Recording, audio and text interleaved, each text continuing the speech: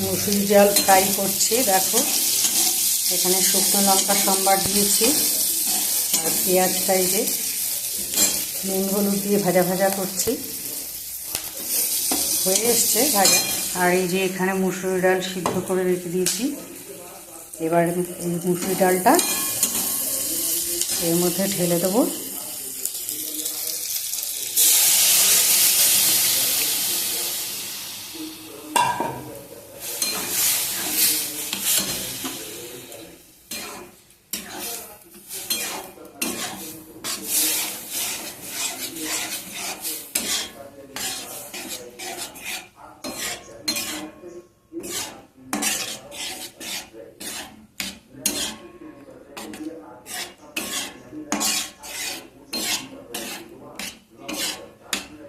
দেখেছো এবার আস্তে আস্তে কালারটা চেঞ্জ হয়ে যাচ্ছে।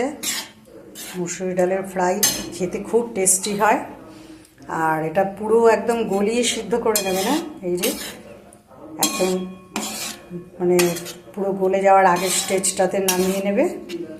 এই পেঁয়াজ সম্বার শুকনো লঙ্কা সম্বার দিয়ে নুন হলুদ কাঁচা লঙ্কা দিয়ে আর কিছুই লাগে না, মশলাপাতি কিছুই লাগে না। এটাকে ফ্রাই করে খাবে। গরমের মধ্যে কোনো মশলা অ্যাড করারও দরকার নেই, খুব টেস্টি লাগবে খেতে। এই যে আমার রান্নাটা কমপ্লিট।